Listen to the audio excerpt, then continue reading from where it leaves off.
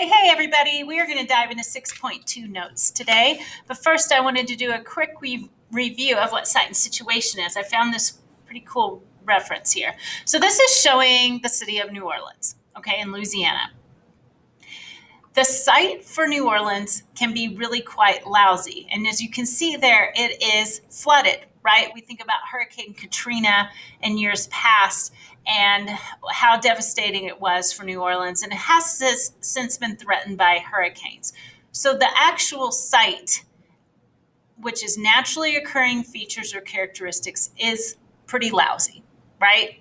However, look over here, the situation of New Orleans and where it's located, because of what other things it's relative to, is a great situation.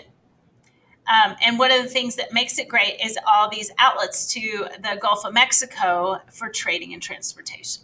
Okay, hopefully that makes it a little more clear there. All right, let's dive into 6.1. So while I'm pulling that out, I want you to imagine, we're going to talk about cities across the world. Imagine a couple of cities, like in your head, just think about what New York City looks like. And then think about a place like Rio de Janeiro in Brazil or Bombay in India. And what do those cities look like? And what kind of visuals do you have of them? Okay, because we're going to come back to that in just a sec. So basically, there's a lot of vocabulary in this standard 6.2. And what we're going to do is talk about a trend that we see across the entire world of people moving from rural to urban cities and exponentially. So this line here is showing urban population from the 1960s to today. Okay, we do not see a lot of growth in that rural population. So what we're going to look at is what happens when people get to these cities and what do they look like.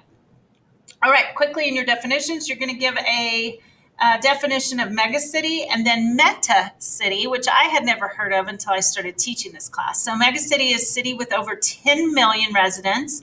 And then a metacity is where you have the sprawling urban areas with the city, and it's going to include more than 20 million residents. Okay.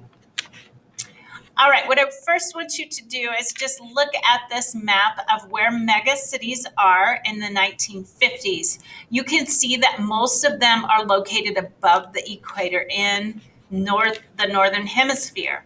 Now, what starts to happen when we look at the year 2000?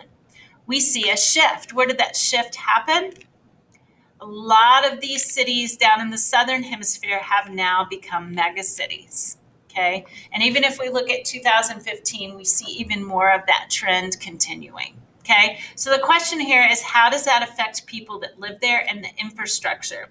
So in your area for growth changes under the impacts of mega and meta cities, I would just note the differences between 1950, 1950, and then how those have shifted to a different hemisphere since today. Okay. And as far as regional pressures, we have to think about what kinds of pressures that's going to put on regions because they now have a mega city. So all of these developing countries in the southern hemisphere, which now have mega cities, what challenges and pressures has that put on them? You might list that, it's a strain on a lot of resources, especially in these poverty-stricken countries. All right, let's look at global patterns, and I would just make a note in your notes for this area of where we see these big clusters of orange. That is going to be 10 million or more of residents. We see around South Asia, here in India, we see around Southeast Asia, and we also see East Asia with a lot of those mega cities. And again, that is where we're going to see global patterns. We do see some in the northern hemisphere, but not quite as clusters as we do in these Asia areas. All right, next we have urbanization and poverty. So when we look at this chart on urbanization and poverty, you might make note that, see here, we do see the population living in poverty, and that starts to really drop. We see this starting to cluster and hover closer to 10% and below, which is a positive. But with that, We also see this trend in level of urbanization increasing. So it's important to note that those two, when you see more people moving into the cities, we also see a trend of poverty drop. Okay, that doesn't mean that there's still not a lot of poverty-stricken areas in city, because that is huge, and there's obviously a strain on resources. Okay, I should have blown that up for you. Sorry, there it is. Okay, now let's look at core and periphery. I would quickly write, this is something we're going to learn in Unit 7, but we do need to have a little bit of information for it moving in forward into this unit. Core and periphery countries. So if you look at this diagram, core is going to be like the United States. And I always use the iPhone as an example. So we benefit from a device, a luxury device of the iPhone. However, it's not made here, right? These semi and periphery countries are making our iPhones. And you can see here in the arrow, it says cheap labor, right? And raw materials we get from those countries that are semi and periphery, because they are working at a lower wage and they can access resources and they're less expensive. But a country like the United States is core because we are benefiting from that device, but not making it, and it keeps it cheap. I always say if iPhones or smartphones were made in the United States, we would be paying about 3 times more. So you can put in your notes that core is going to be a dominant country like the US, and it's going to exploit other countries. And then a peripheral country is going to be dependent on core countries like the United States for money. Okay. And then semi-peripheral countries share a little bit of both characteristics. So China, even though they make so many of our products, they are starting to be more of a stage 4 country. Remember, they're investing in Africa and such. So they are still semi-periphery.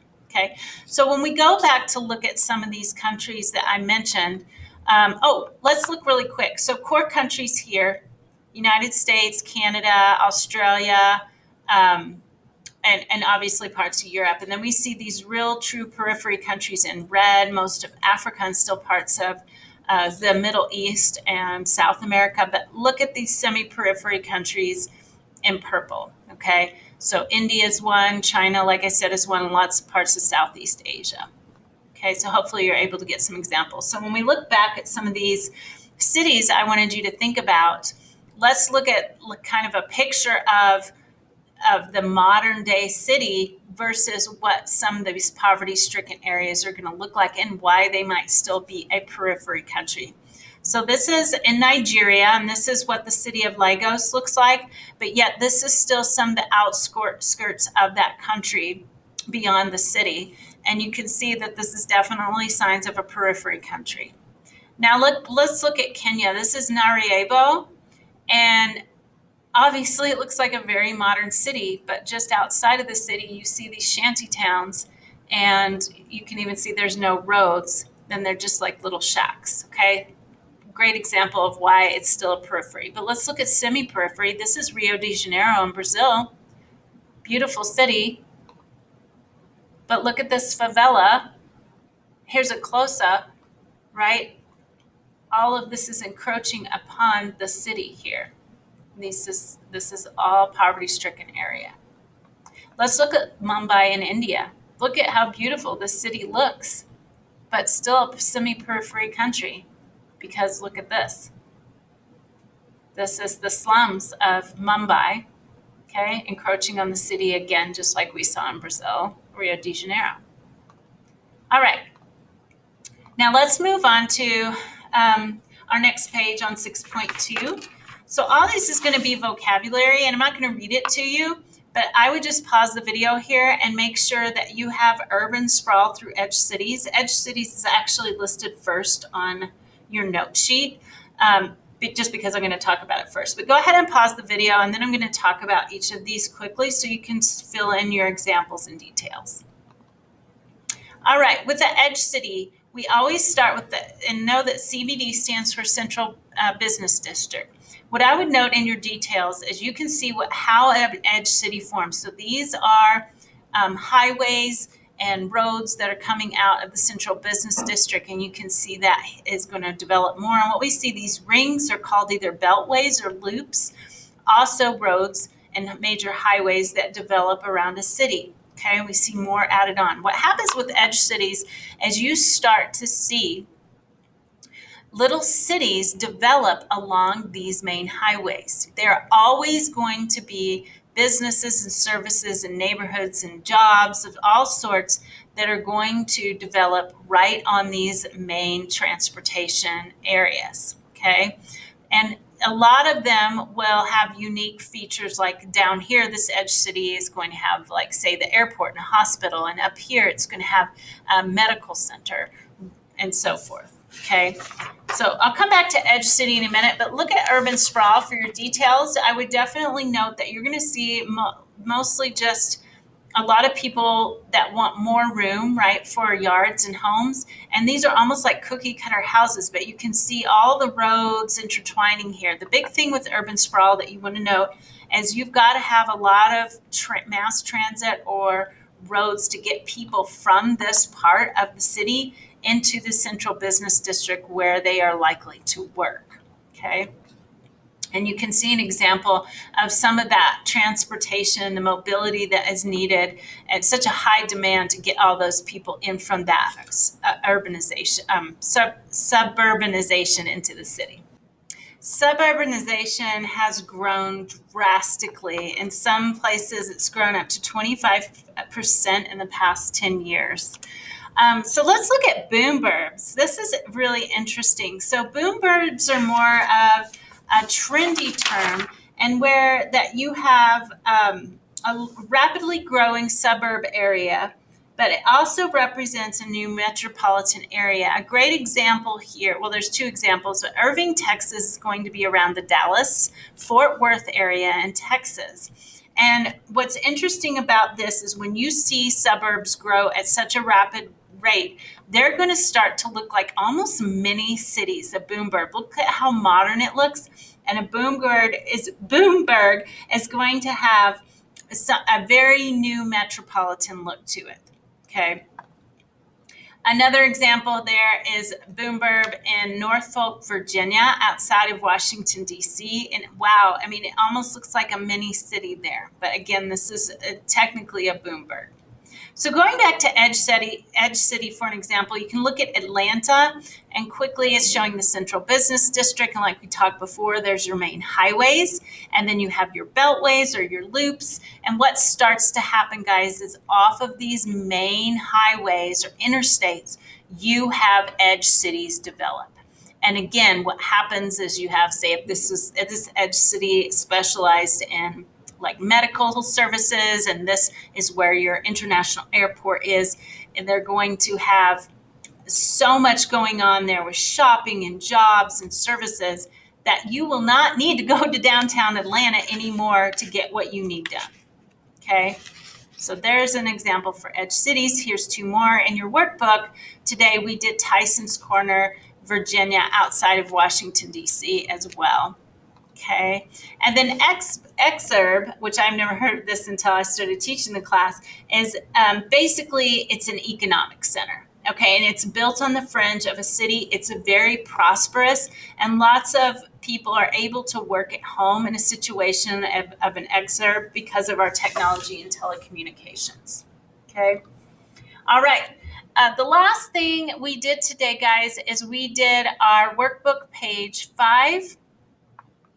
And it went really quick. So you just want to quickly read what an edge city is, distinctly American, and the information in this link right here will help you answer the questions 1 and 2 on Tyson's, Virginia. All right, guys, I hope to see you soon. Have a great weekend. Take care. Bye-bye.